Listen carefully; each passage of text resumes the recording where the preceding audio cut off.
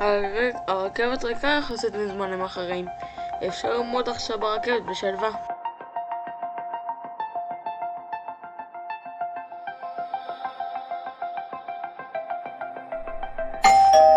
The next stop is Crown Heights, Utica Avenue.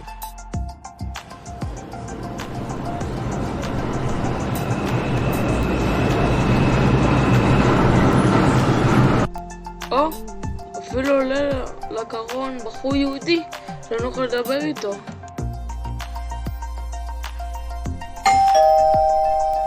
The next stop is Kingston Avenue.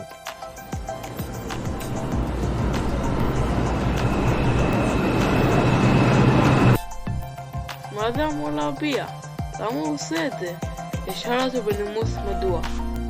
סלח לי, בחור נחמד. מה הסיפור למה חסך שהצמנת את הפנים שלך לחלון?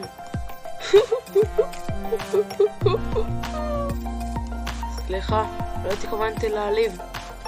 לא, אני אספר לך את סיפורי וטוב שאתה שואל. יום אחד מאוד רציתי כסף.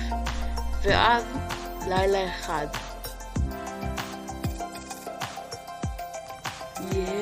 גנבתי כסף.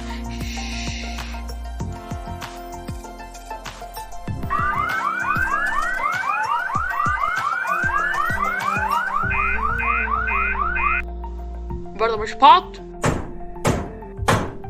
הנאשם בפריצת הקצפת יקבל גזר דין של 3 שנים כלא. אנא, בבקשה, תקל עליי לפחות. לא, זה מה שאתה צריך לקבל. ומי שלא יודע איך להתנהג צריך לשמור עליו עכשיו לכלא.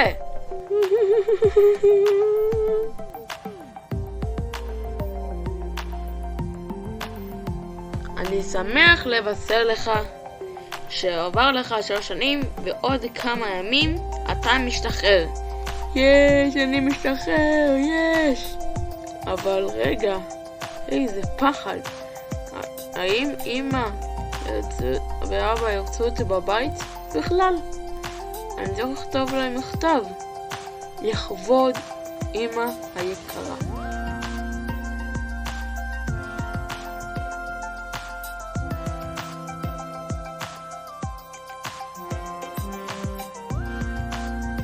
מבנך היקר והאהוב, וכעת נשלח את המכתב בדואר.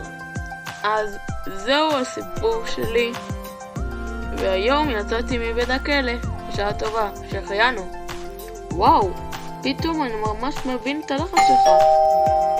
The next stop is Nostrand Avenue.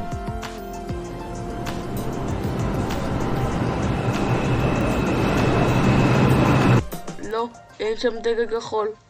אולי בתחנה הבאה יהיה, נקווה.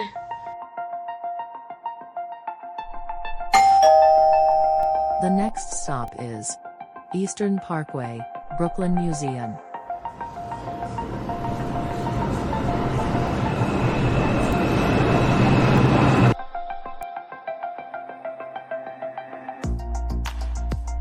לא, עדיין אין. הלוואי שנגיע כבר, הלוואי.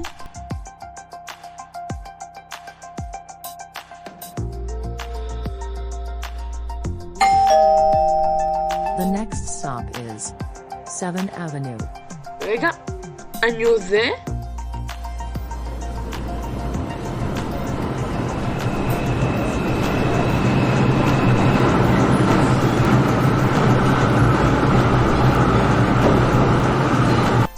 לא, אתה לא זה. יש כאן באמת יותר מדגל אחד, אלא הרבה מאוד דגלים כחולים. יואו, אני לא מאמין. אמא שלי באמת אוהבת אותי אהבת נפש גדולה,